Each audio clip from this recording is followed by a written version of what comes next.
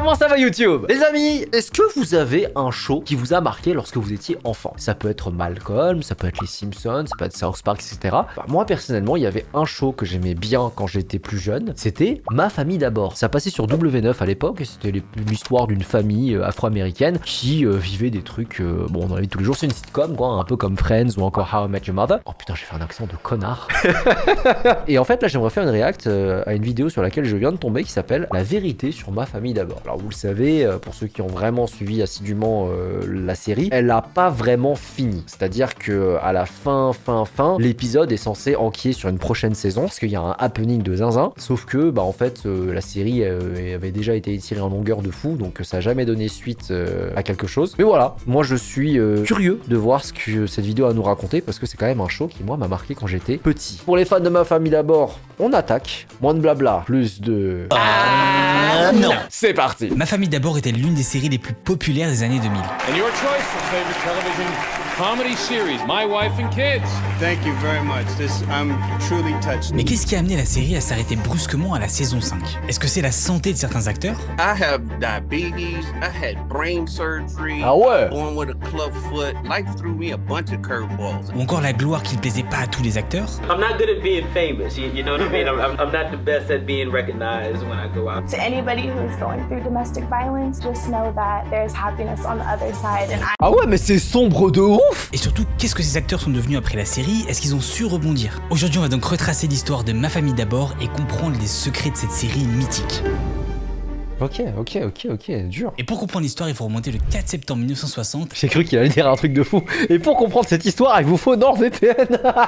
Bref, allez, retour en 60. Aussi loin? C'est ce jour que Damon Wayans est né dans une grande famille de 10 enfants. Et vous allez voir que ça va être une famille très spéciale, vu que presque tous ses frères et sœurs vont finir par travailler dans le monde de l'audiovisuel, donc du cinéma et des séries, que ce soit en tant qu'acteur ou même producteur. Et pour revenir à Damon, un problème qui lui arrive déjà très jeune, et vous allez voir que malheureusement ça va être un thème qui va le suivre tout au long de sa vie. Ce problème, c'est qu'il va être diagnostiqué dès la naissance avec un pied-bot, qui est en gros une malformation de la cheville et du pied, qui est tord. Et comme vous pouvez l'imaginer, ce genre de maladie va directement le rendre différent de ses frères et sœurs et même des autres personnes qu'il va fréquenter. Et en même temps, sa mère va aussi extrêmement le couver à cause de ça. Mais en même temps, vous allez voir que cette maladie lui a donné aussi la force et la volonté d'aller plus loin et de pousser ses limites dans sa vie professionnelle. Et si je vous parle autant de ses motivations, c'est parce que vous allez voir qu'on va le ressentir dans les personnages de Ma famille d'abord. Donc le moyen le plus simple à l'époque pour lui de commencer dans l'acting, c'est de commencer par le stand-up. Et c'est bien vu qu'il habite à New York, qui est un peu la ville du stand-up aux États-Unis. Donc ça va être son moyen à lui de se faire repérer en tant qu'acteur. Et donc il va commencer en 82, ça va lui permettre de décrocher quelques petits rôles dans certains films à droite à gauche. Par exemple en 84, il va avoir une petite séquence dans Le Flic de Beverly Hills,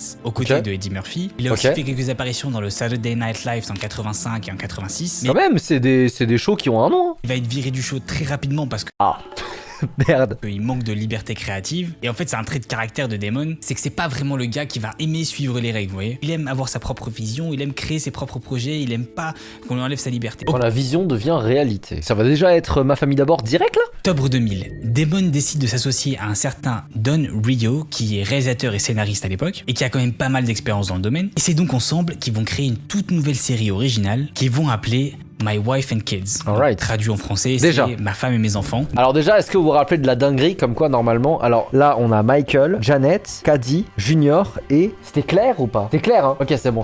Vous vous rappelez de la dinguerie entre la saison 1 et la saison 2? Quand genre de base, on avait Claire qui était vraiment une afro-américaine noire, très foncée, et qu'à la partir de la saison 2, ils ont remplacé par Claire, qui est plus claire. Je sais pas c'est quoi la raison, quelqu'un sait ou pas? Ou est-ce que c'est juste parce qu'ils ont décidé de mettre quelqu'un de plus clair? Si c'est ça, c'est fou. J'ai hâte de voir ce qu'il va nous raconter vis-à-vis de ça. Mais quand ça a été adapté à la version française, bien sûr, c'est devenu Ma famille d'abord. Et justement, l'idée, c'est de transmettre les valeurs que Damon veut partager. Que ça soit son éthique de travail, sa résilience, ou même son humour qu'il a travaillé avec le stand-up. Et c'est justement comme ça que le personnage de Michael Kyle va être créé. Qui est donc un mari, un père aimant, et qui, à travers pas mal d'épreuves un peu dures dans la vie, réussit quand même à bien s'en sortir financièrement, et justement essaie de transmettre ses valeurs à ses enfants. Et si vous vous rappelez ce que je vous ai dit juste avant, ça va à l'encontre de toutes les sitcoms qui se passent à l'époque. Justement, dans Ma famille d'abord, ils vont montrer que la vie est pas forcément toujours simple, surtout quand Michael doit jongler entre son rôle de mari, de chef d'entreprise, de père d'enfants. Et chaque enfant ont chacun leurs problèmes, que ce soit Junior, Claire ou Caddy. Parce que ta maman est partie chez sa maman jusqu'à ce que sa jambe soit guérie et que durant son absence, nous vivrons selon mes propres règles. Junior, juste un petit aparté, c'est fou comment il était con.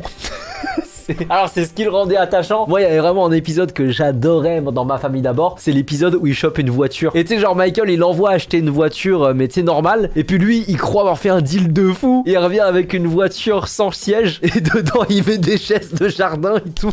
Ton fils a une chaise de jardin comme siège avant. C'est géant, pas vraiment. Tu vois, voilà ce que je fais. Je la conduis à fond en étant assis à l'arrière. Ça me tabassait. Mais tu vois, il était bête, mais pour autant, il était attachant. Tu vois, genre par exemple, l'épisode de sa demande en mariage à sa femme, je l'ai trouvé incroyable. Ma vie a commencé quand je t'ai rencontré. Et ta foi en moi m'a donné le courage de devenir l'homme que je voulais vraiment devenir. Bref, maintenant que Damon et Don ont réussi à trouver justement le scénario, le synopsis de la série, bon déjà, Damon, lui, il est aux anges parce qu'il peut enfin être l'acteur principal et en même temps avoir le poste de réalisateur et le poste de scénariste. Et surtout, quand je parle de scénario, je parle de l'écriture parce que il a fait énormément d'années de stand-up auparavant, donc c'est pour ça que la série est aussi drôle. Et pour le rôle de la maman, qui est donc Janet, qui est donc la maman un peu aimante, qui aimerait passer plus de temps avec son mari, mais qui passe la plupart de son temps à devoir gérer les problèmes de ses enfants. Bon alors primo, je fais une marque sur ma tarte et deuxio, je mets le frigo sur écoute. C'est pas drôle, tu sais. Laisse-moi la paix, tout ce que je fais, c'est bien, tranquille. C'est quoi ce cirque? Mais qu'est-ce qu'ils ont? Ils se sont chamaillés toute la journée. Faut qu'on change d'enfant, Michael. J'ai encore quelques minutes avant le match, tu veux en faire un tour? En tout cas, pas avant d'avoir perdu au moins 3 kilos. Pourquoi? Parce que faire l'amour me donne faim. C'est l'actrice Tisha Campbell Martin qui a été retenue, sauf qu'en réalité, elle avait même pas été invitée aux auditions. Et bah pourquoi donc? Alors ça c'est autre chose, en aparté encore. Je sais que ma copine elle n'arrive pas à regarder les sitcoms parce qu'elle ne supporte pas les rires qui ont été ajoutés en SFX. En fait elle dit j'ai l'impression qu'on me prend pour une débile et qu'on m'explique quand est-ce que je dois rigoler. Moi je sais pas vous, moi ça m'a jamais dérangé. Que ce soit dans Friends, Ma famille d'abord ou How I Met Your Mother, moi j'ai jamais eu ce problème là. Mais elle a trop raison, merci. Ah ouais d'accord, ouais, j'ai l'impression que c'est divisé. Bon moi ça me dérange pas du tout. Moi c'est pas tant le fait qu'on me prenne pour un débile ou quoi, et puis moi surtout encore une fois ça me dérange pas, mais par contre il y a un truc qui est factuel et qui va peut-être changer votre vision de ces rires à jamais, c'est que la plupart de ces rires ont été enregistrés il y a longtemps, et il se peut que maintenant si vous regardez une sitcom avec des rires intégrés, bah, c'est que les gens qui rigolent que vous entendez, bah, ils sont déjà morts en fait. Voilà, très bon mood le live de ce soir, continuons. Du coup, comment est-ce qu'elle a fait pour être retenue en tant qu'actrice? Bah, elle explique qu'à l'époque, elle galérait en tant qu'actrice, hein, vraiment elle commençait, elle avait quelques rôles avant, mais c'était pas fameux, et à force de passer des auditions, elle avait fini par devenir pote avec une seconde actrice, qui justement un jour l'appelle et lui dit que les castings pour passer Ma famille d'abord sont ouverts. Tisha appelle son agent pour justement essayer d'avoir des places pour passer les auditions, sauf qu'elle se fait recal par Damon qui dit qu'il est pas vraiment intéressé par son profil, mais ça, c'est très très mal connaître Tisha. Vu qu'elle rappelle son agent pour savoir justement où se passent les auditions, et son agent lui dit très clairement qu'il faut pas qu'elle force ce chemin, sinon elle risque de se mettre des bâtons dans les roues à Hollywood, elle raccroche et elle décide d'appeler sa pote pour lui dire où est-ce que se trouvent les auditions parce qu'elle va y aller de force. So when this pilot came up, I didn't get an audition, right? So I call my agent. I go, yo, this wife and kids, Tashina just told me she going out. Everybody going out. Why didn't I go out? They was like, no. What I heard was Damon loves you. You know, you're a friend of the family, but he just doesn't see himself playing opposite of Gina. And I was like, oh, okay, I get that. Yo, Tashina, yo. You got that script? She was like, yeah. I was like, send it to me. And so she sends it to me. Donc une fois qu'elle a les infos, elle prend sa voiture et elle se dirige directement au studio, où elle fait une espèce de tour de passe-passe au garde qui tenait l'entrée, en faisant exprès de pleurer, etc. Finalement, elle arrive à rentrer, et finalement, elle se trouve face à face avec Damon, et il y a une alchimie de malade entre les deux, ce qui fait qu'elle décroche le rôle. Forcer le destin, ça. J'aurais dû faire pareil pour Karate Kid. J'aurais dû prendre un avion pour New York et dire à Jackie Chan directement dans les yeux, tu me prends. Non mais en fait, j'aurais dû prendre exemple sur Tisha, c'est tout. Ensuite, pour l'acteur qui joue Junior, donc George Ogor numéro 2, donc je le rappelle pour mettre en contexte, c'est le plus grand des enfants, un peu naïf, un peu idiot, un peu bébête, qui fait toujours des conneries. Damon voulait engager son propre fils, sauf que son fils n'a pas voulu jouer le rôle, donc il a pourquoi pas trop forcé. My son Michael, actually, I wanted to cast him as my son on the show, and he said no. And then he saw how much money George made, and he's just mad. Ah bah oui, bah c'est de sa faute. Hein. Et c'est à travers quelques auditions qu'ils ont fini par tomber sur George, qui d'ailleurs dans la vraie vie est plutôt un intello qu'un idiot. Du coup, ça nous montre que c'est quand même un très bon acteur, mais bon, j'en parlerai tout à l'heure, vous verrez. Et pour l'anecdote, à l'époque, George n'a pas vraiment une très grosse carrière cinématographique, et il le dit lui-même, c'était l'une de ses pires auditions. Il était sûr à 200% de pas avoir le rôle, mais finalement, il a eu. My mother really had to talk me into going on the audition. Really? I honestly, so your mom wanted you to Yeah, my mom wanted me to go. I didn't want to go. My mother just said, I had nothing to lose. So I went, and honestly, it was probably the worst audition of my life. Really? I think so, at least. and apparently someone thought of. Vous savez, ça m'a fait penser, c'est un peu comme l'intello de la classe qui te dit qu'il a rien compris à l'interro que vous venez de passer. Oh ouais, c'est insupportable ça, quand l'intello de la classe il dit ouais j'ai trop raté et que finalement il arrache un 14, tu vois. Les merdes en classe, on se sait. Quand moi je disais que j'avais raté, j'avais raté avec un R majuscule. Alors que les mecs là qui font semblant, ça s'est super mal passé. Puis derrière ils arrivent, ils ont 14, c'est insupportable. Vous êtes des merdes. Ensuite, pour ce qui est du rôle de Claire, donc la petite peste de la famille, qui est un peu l'adolescente, voilà, qui sait jouer de son Voilà, c'est ce dont je vous parlais, ça c'était l'ancienne Claire. Salut Junior. Jamais tu feras que t'imagines si j'étais avec une fille. Je me dépêcherai de la libérer et de lui enlever son baillon. Dis-moi, ce serait pas ton bulletin trimestriel par hasard? Ça fait combien de temps que t'es là de toute façon? Façon comme dans contrefaçon? T'as tout vu, hein? Oh, je parie qu'il est pas si mauvais que ça, si? Non, sauf en algèbre. C'est pour ça que t'as transformé ton F en A? Alors ça, c'est minable et totalement immoral. C'était originellement l'actrice Jazz Raycole qui était castée, mais si vous vous rappelez bien, à partir de la saison 2, l'actrice a complètement changé, on est passé sur Jennifer Freeman, et je vous expliquerai plus tard dans la vidéo pourquoi est-ce qu'ils ont fait justement ce changement. Et pour ce qui est de la petite fille, donc Caddy, qui est un peu la petite princesse à son papa, c'est l'actrice Parker McKenna Posey qui a été sélectionnée. Qu'est-ce que tu faisais? Mais rien, papa. Elle était trop chou, elle. C'est un bonbon que tu manges? Non, papa. C'est bon? Oui, papa. Si t'allais brosser tout le sucre que t'as sur les dents. Oui, papa.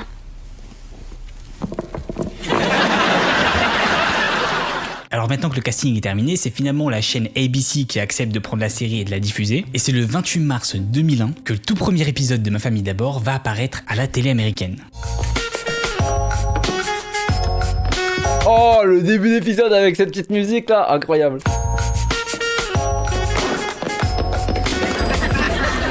Comment va mon petit hamster d'amour ce matin?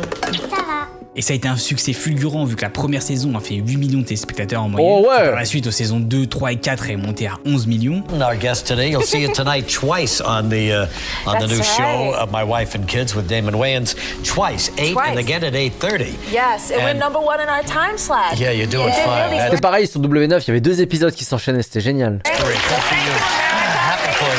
Il y a eu aussi énormément de récompenses, que ce soit pour les acteurs ou même pour la série, que ce soit aux BET Awards ou Family Television Awards. Is My Wife and Kids. Accepting for My Wife and Kids. Thank you very much.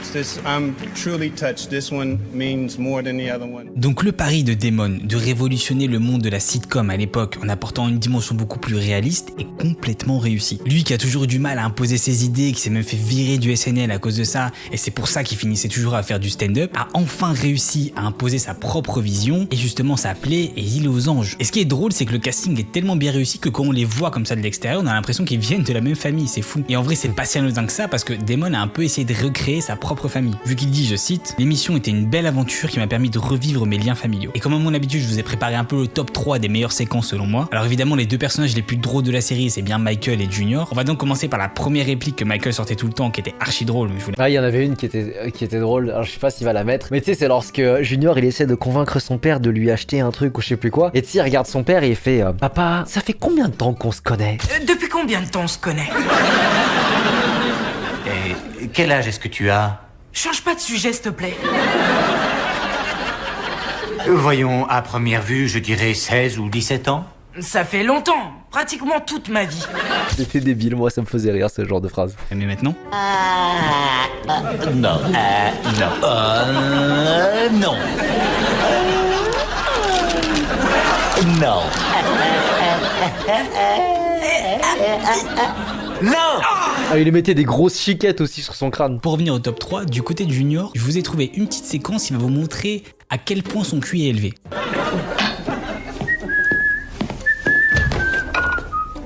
Oh mince, il y a plus de fromage. Et...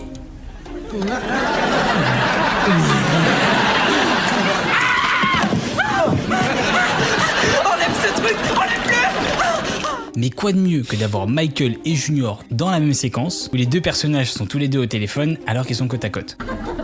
Tu comprends bien que si je m'implique dans cette histoire, ça... Et tu n'as pas peur qu'à ce moment-là... Mais non, pas du tout. Ce sera un plaisir. Ça devienne un... Non, parce que tu sais, c'est pas facile de... Absolument. C'est sûr, hein? Oui. Alors on se passe une sorte de contrat. J'accepte tout. Ok. Allô? Papa, je te perds là. Papa, est-ce que tu m'entends? Allô, tu m'entends? Qu'est-ce qu'il y a? Tu passes sous un tunnel? Ouais. Aïe!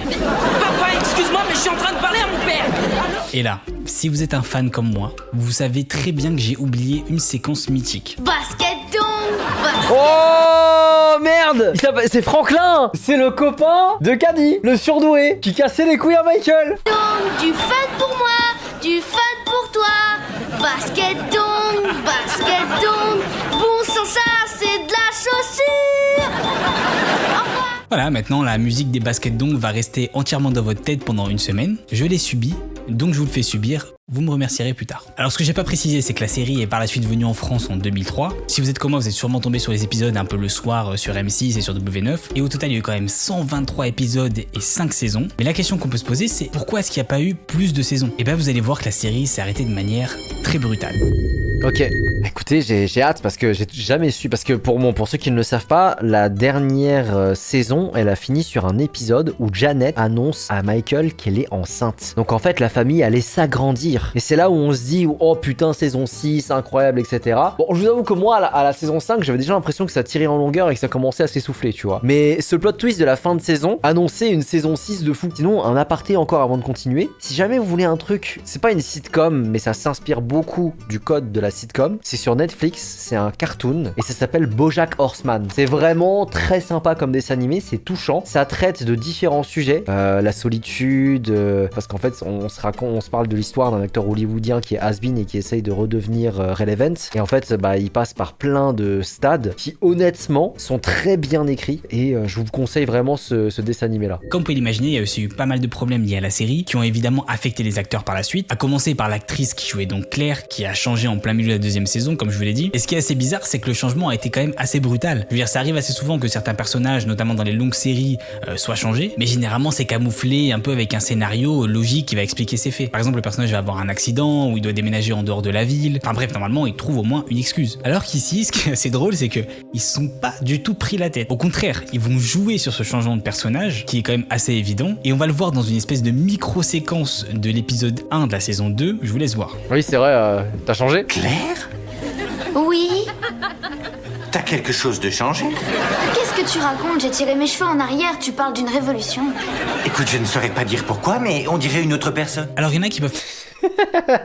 Facilité scénaristique. Mais du coup, ça nous explique pas pourquoi est-ce qu'ils ont changé d'actrice. Alors, il y a eu pas mal de rumeurs liées à ce sujet-là, mais l'une des raisons principales, c'est qu'à la lecture de la saison 2, l'amie du personnage de Claire était censée tomber enceinte. Et l'actrice originale qui jouait Claire, qui s'appelle donc Jazz, n'a pas vraiment apprécié cette partie-là du scénario, parce qu'il faut savoir que Jazz vient d'une famille super religieuse, et c'est d'ailleurs même plutôt la mère de Jazz qui l'a incité à quitter la série. Elle dit, je cite, la production voulait quelque chose d'autre, il voulait une personne un peu plus vieille, et j'étais pas prête pour ça. On verra d'ailleurs à la fin de la vidéo ce qu'elle est devenue aujourd'hui. Bon, tout ça c'est trop bien, mais ça nous explique toujours pas pourquoi est-ce que la série s'est arrêtée aussi brusquement quand même. On a l'impression qu'elle a réussi à bien rouler sa bosse. Et non, c'est pas l'énorme rumeur comme quoi Damon Wayans serait mort dans un accident de voiture. Pour remettre en contexte, c'est un peu un truc qui circulait à l'époque, mais qui pour le coup était complètement faux. Ici en fait, ce qui nous indique que la série commençait un peu à décliner à partir de la saison 4, c'est surtout que les scénaristes commençaient à inviter de plus en plus de personnages secondaires et même des invités qui faisaient juste une apparition rapide. Parce que déjà... Oui, c'est vrai que je vous avais dit, à partir de la saison 5, déjà je sentais que ça s'essoufflait. Chaque enfant a eu ou son copain ou sa copine. Il y a eu Vanessa qui est la petite copine de Junior. Mais attends, mais elle était pas dans Cousin Skitter?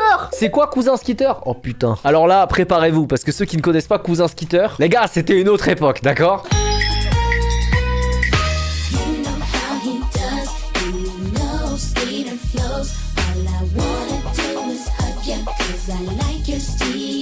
Tony qui est le petit copain de Claire et Franklin que je vous ai déjà présenté qui joue le petit copain de Caddy. Et si vous êtes comme moi, vous êtes sûrement demandé si Franklin jouait réellement du piano dans la série. Ben écoutez, j'ai réussi à retrouver une magnifique séquence où on va faire un concerto de malade. Donc oui, je vous confirme, c'est vraiment lui qui joue du piano. Et pour être même plus précis, c'est le plus jeune soliste au monde à avoir joué à l'opéra de Sydney. What?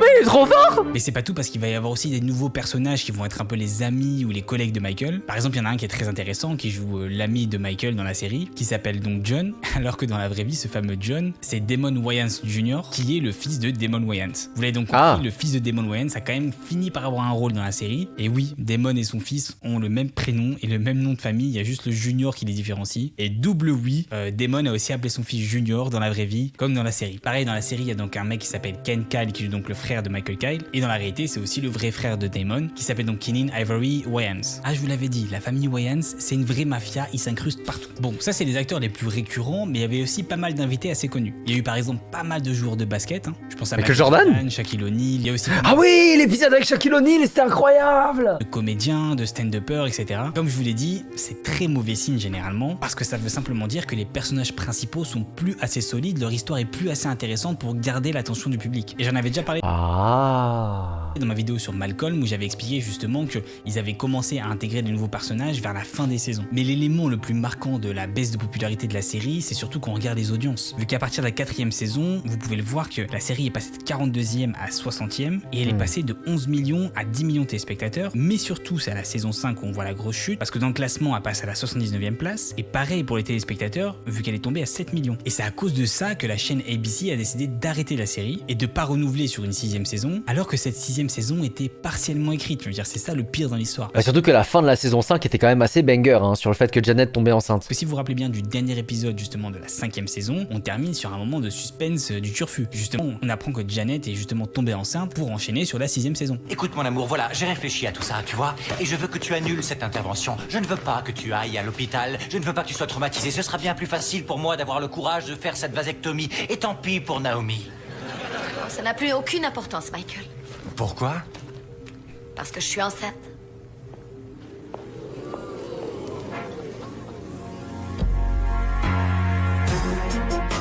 Encore une fois, hein, j'ai parlé de toutes ces techniques scénaristiques dans ma vidéo sur Malcolm, je vous mettrai le lien au-dessus et en description si vous voulez la voir. Malheureusement, du coup, à cause de cette chute de téléspectateurs, on n'a pas pu voir la 6e saison à la télé. Alors pour les aficionados comme moi, justement en faisant mes recherches, j'ai pu voir que justement Janet n'était pas réellement enceinte pour la 6e saison. Mais bon, j'aurais bien aimé le voir en vrai plutôt que le lire dans un article. Il y a aussi un autre élément qui a fait baisser ce nombre de téléspectateurs, c'est qu'à l'époque, American Idol apparaissait au même moment que Ma Famille d'abord. Donc American Idol, pour ceux qui savent pas, c'est la nouvelle star mais aux US. Et du coup, et évidemment, comme vous pouvez l'imaginer, ça a vraiment pas plu à Damon Wayans qui est devenu ultra furieux en disant, je cite, je pense que c'est une décision prise au-dessus. Et l'objectif des dirigeants de télé, c'est pas d'être créatif. C'est d'ailleurs la dernière chose à laquelle ils pensent. Ils disent qu'ils veulent quelque chose de frais, de différent, mais ce qu'ils veulent vraiment, c'est quelque chose qui a déjà fonctionné. C'est tout ce qu'ils savent faire. Mais au final, et ça va sûrement vous surprendre, c'est pas si mal que la série soit arrêtée là. Tout simplement parce que l'une des bénédictions, mais aussi l'une des malédictions de ce genre de série qui dure un peu longtemps, c'est que les gens s'attachent énormément aux personnages. Ce qui fait que justement, les acteurs ont énormément de mal à se réinventer par la suite et tout. Bah c'est vrai que, tu vois par exemple Daniel Radcliffe, pour moi ce sera éternellement Harry Potter. C'est dur de se détacher d'un personnage aussi fort en fait. Je pense par exemple à l'actrice qui jouait Cady, donc Parker,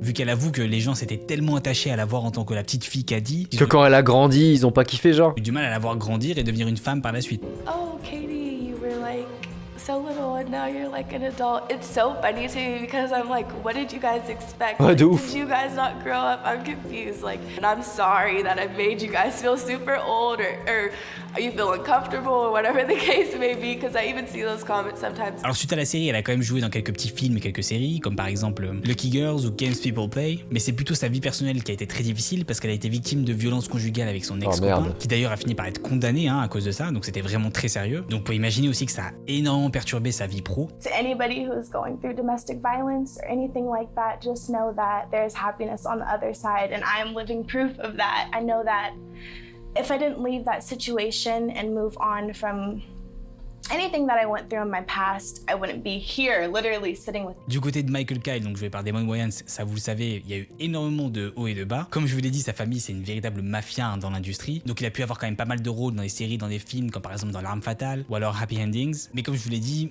Damon a plus d'une flèche à son arc, donc il a aussi contribué énormément en tant que réalisateur, producteur ou scénariste, que ça soit d'ailleurs en collaboration ou non avec ses membres de sa famille. Mais ce qu'il faut dire, c'est qu'il a quand même une énorme passion pour le stand-up, qu'il a quand même continué encore pendant longtemps. Il a aussi une petite aventure dans la tech, vu qu'il a créé quelques petites applications pour téléphone. Mais comme je vous l'ai dit, il a eu énormément de moments compliqués par la suite, vu qu'il a eu énormément de problèmes médicaux, que ce soit un diabète de type 2, une tumeur du cerveau, et malheureusement ça l'empêchait de faire des déplacements quand il devait partir en tournée en dehors de Los Angeles. Aujourd'hui, il est plus concentré sur le fait d'aider ses enfants et ses petits-enfants à réussir, comme par exemple son fils Junior qui est joué dans la série New Girl. I'm just talking about my life and being a grandfather, you know. No way. I have 7 grandkids. Ouais, 7 petits-enfants. 54. 54, oh. Yeah, they started young. Du côté côté de Jennifer Freeman qui jouait donc Claire, elle avait déjà une petite carrière dans le cinéma juste avant, mais malheureusement ça reste que des petites apparitions dans des films ou dans des séries. Elle a souffert d'une grosse dépression, donc ça a été... Merde. Par contre du côté de Jazz Ray Cole qui jouait donc la première Claire, c'est dans la saison 1, elle a su extrêmement bien se réinventer par la suite en jouant dans pas mal de séries, que ce soit The Office, Monk ou carrément... Ah, elle était dans The Office? En New York Unité Spéciale. Et en fait pour elle c'était super important, et c'est ce qu'elle explique,